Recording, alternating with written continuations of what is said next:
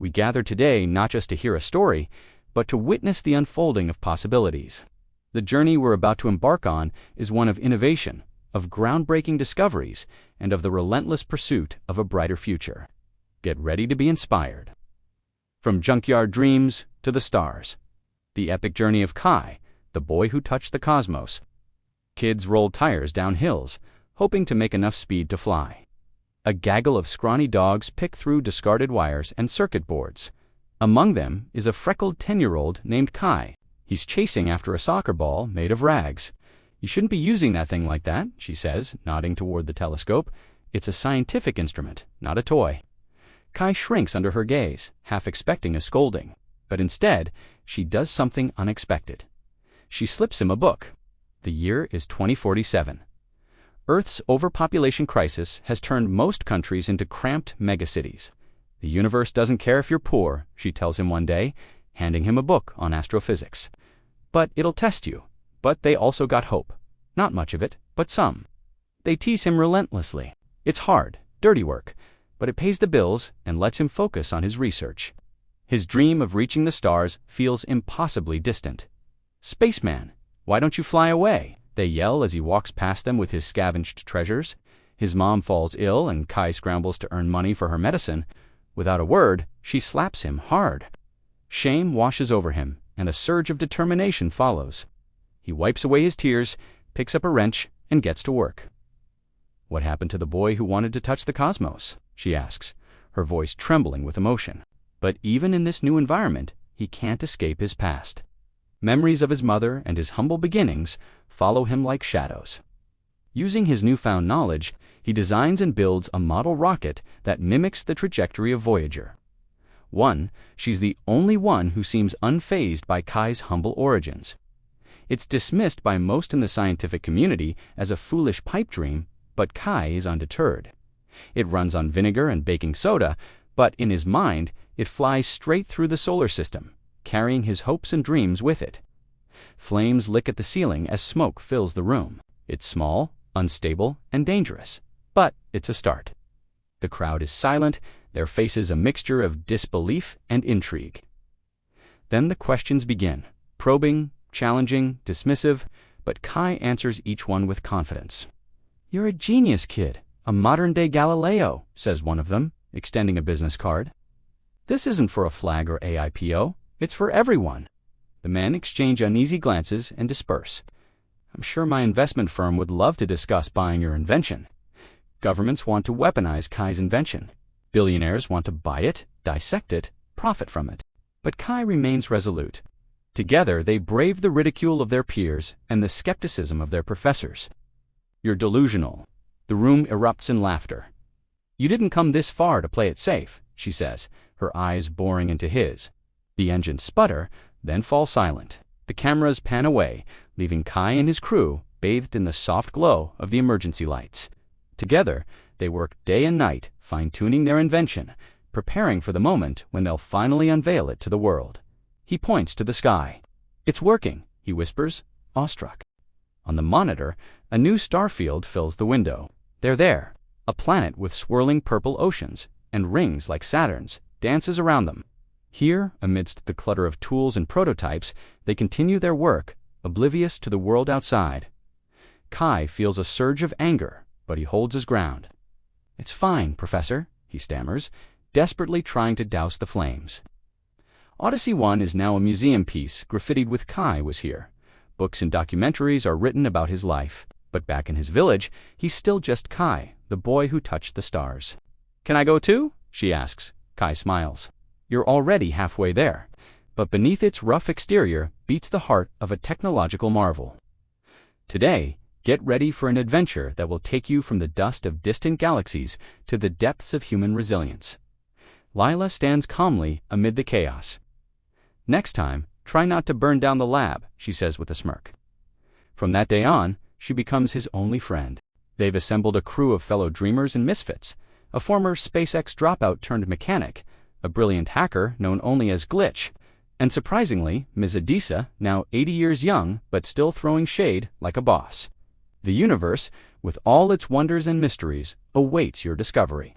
Because remember, just like Kai, You have the power to touch the cosmos. With the ship fueled and the countdown complete, the crew takes their seats. Cameras from around the world focus on Kai, his face a mask of concentration as he prepares to make history. You think the universe handed Einstein a golden ticket? Build something bigger than your pain? Some are intrigued, others skeptical. But all eyes are on Kai as he prepares to unveil his invention to the world. He misses school, falling further behind and facing expulsion. At the university, he's a fish out of water. Over 1,000 failed experiments later, Kai is on the verge of a breakthrough. He's discovered a way to create a miniature wormhole, a theoretical passage through space-time that could potentially allow for instantaneous travel across vast distances. He lives in the lab and eats instant noodles for every meal. The rich kids, with their expensive tastes and careless attitudes, mock him mercilessly.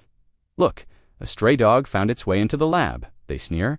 "Go clean up your oil stains, homeless." When she passes away, he's alone, angry, the weight of his grief crushing his dreams. He can't bring himself to study or even leave the junkyard.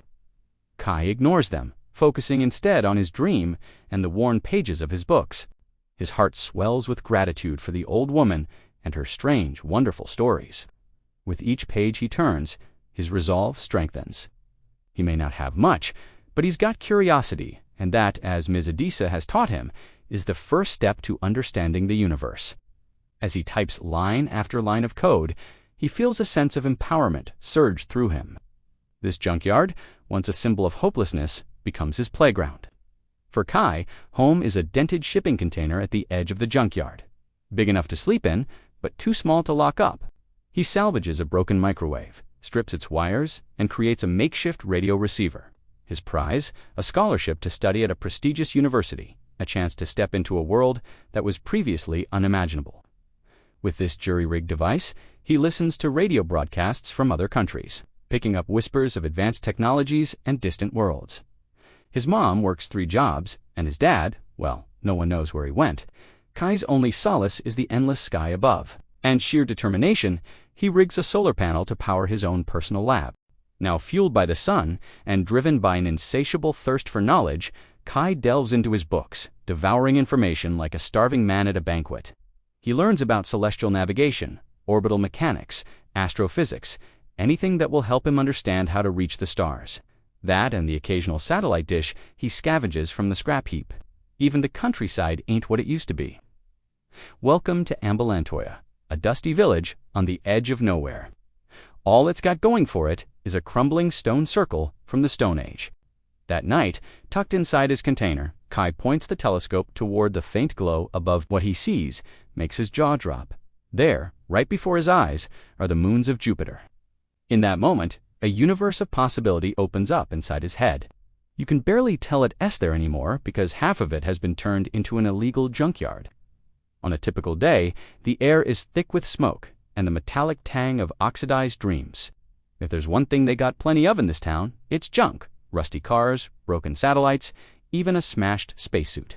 One evening, while rummaging through a mountain of tangled cables, he stumbles upon a broken telescope, its lens cracked, but still reflecting a sliver of the dying sun. What if I could go there, he wonders. Little does he know, a pair of keen eyes is watching him from a distance. The owner of those eyes belongs to Ms. Adisa, the village's only retired physics teacher. She lives in a hut on the edge of the junkyard, surrounded by books and wires. And she's seen a lot of things in her time: poverty, hunger, despair. But what she sees in Kai is something different. A flicker of curiosity in his eyes, the same look she had when she was his age. She approaches him cautiously, half expecting him to bolt. But when she speaks, her voice gruff but kind, he stops and listens. Over the next few weeks, she keeps slipping him more books. Hawking, Sagan, NASA manuals, anything she thinks might ignite his curiosity. Kai takes the book, his fingers tracing the faded cover. Now, with the weight of 1,000 dreams in his backpack, Kai spends his days exploring the vast junkyard, searching for anything that might help him fulfill his dream.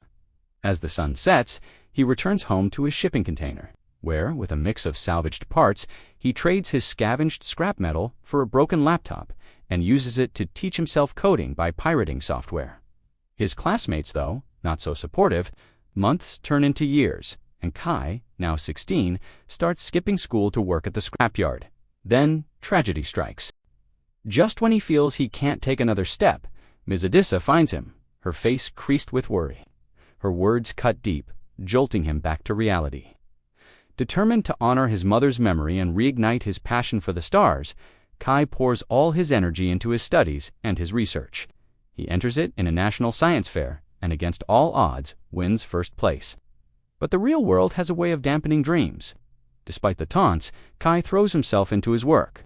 He studies tirelessly, determined to prove himself. In the vastness of the lab, amidst the towering machines and complex instruments, he finds solace in the company of one person, Lila, a fellow engineering student with a sharp wit and an even sharper tongue. One day, while working on a project together, Kai accidentally sets fire to a lab table. For years, they work side by side, sharing late-night meals and whispered dreams. And then there's Kai's obsession, the warp drive, a revolutionary concept that allows faster-than-light travel by manipulating spacetime itself. With a mix of ingenuity and sheer stubbornness, he builds a prototype. Fueled by this discovery, Kai and Lila refine their design, poring over equations and testing materials.